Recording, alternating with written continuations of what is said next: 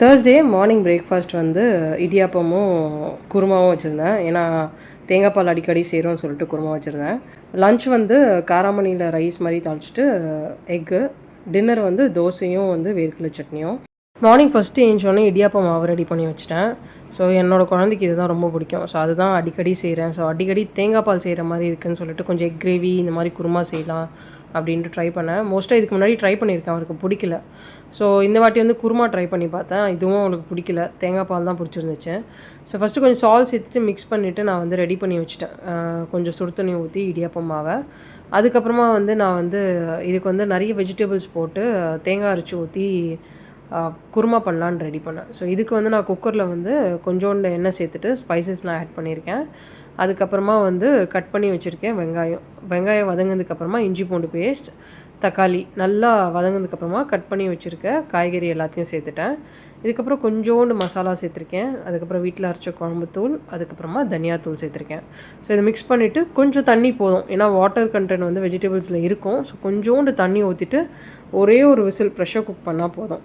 இது நல்லா குக் ஆகிடும் வெஜிடபிள்ஸு. அதுக்கப்புறமா நம்ம அரைச்ச தேங்காய் சேர்த்துக்கலாம். ஸோ அது குக் ஆகிட்டு ப்ரெஷர் ரிலீஸ் ஆகிறதுக்குள்ளே நான் வந்து இட்லி பாத்திரத்தில் தண்ணி சூடு பண்ணிவிட்டு இட்லி பிளேட்லேயும் வந்து நெய் அப்ளை பண்ணிவிட்டு இடியாப்பம்லாம் புரிஞ்சு உள்ளே வச்சுட்டு வேக வச்சுட்டேன். இடியாப்பம் வந்து ஒரு 10 மினிட்ஸ்லேயே ரெடி ஆகிடும். அப்புறம் மூடி போட்டு இது குக் பண்ணி வச்சுட்டு ப்ரெஷர் ரிலீஸ் ஆகிட்டோன்னே இதில் வந்து நான் ரெடி பண்ணி வச்சுருக்கேன் தேங்காய் பால் வந்து ஒரு அரை மூடி தேங்காய் பால் எடுத்திருக்கேன். கொஞ்சம் தண்ணியாக தான் எடுத்திருக்கேன். தேங்காய் பால் சேர்த்துட்டு ஸ்டவ்வை மட்டும் ஆன் பண்ணிவிட்டு இது வந்து ஒரு ஹை ஃப்ளேமில் வச்சு கொதி வர வச்சுட்டேன். ஸோ இதில் வந்து கல் உப்பும் கொத்தமல்லியும் சேர்த்துட்டு கொதி வந்தோடனே இறக்கி வச்சுட்டேன். So kurma ready. அதுக்கப்புறமா வந்து இடியாப்பம் வந்து நான் இது பண்ணி கொடுத்தேன். அவனுக்கு சுத்தமாக பிடிக்கல. எப்போவுமே ஒரு இடியாப்பம்னா என்ன ஃபேவரட்டாக என்னன்னு தெரியல, ஒரு 8 சாப்பிடுவா. பட் இந்த தேங்காய் பால் வச்சதால் ஒரு 3 தான் சாப்பிட்டா. அதுவே நான் கம்பல் பண்ணதால தான்.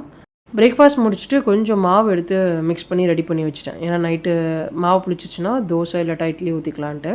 அதுக்கப்புறமா லஞ்சுக்கு வந்து காராமணி ரைஸ் தாளிச்சிட்டேன். இதுக்கு வந்து எண்ணெயில் ஸ்பைசஸ் ஆட் பண்ணிவிட்டு வெங்காயம் சேர்த்துட்டு வதங்கினதுக்கப்புறமா இஞ்சி பூண்டு பேஸ்ட் சேர்த்துருக்கேன். இது எல்லாமே நல்லா வதங்கினதுக்கப்புறமா நான் தக்காளி ஆட் பண்ணிவிட்டு தக்காளி நல்லா மசிஞ்சதுக்கப்புறமா இதில் வந்து நம்ம நார்மலாக மசாலா நம்மளுக்கு என்ன வேணுமோ ஆட் பண்ணிக்கலாம். நான் கொஞ்சோண்டு குழம்புத்தூள் ஆட் பண்ணிவிட்டு வேக வச்ச காராமணி இது ஒரு 2 விசில் வச்சேன்.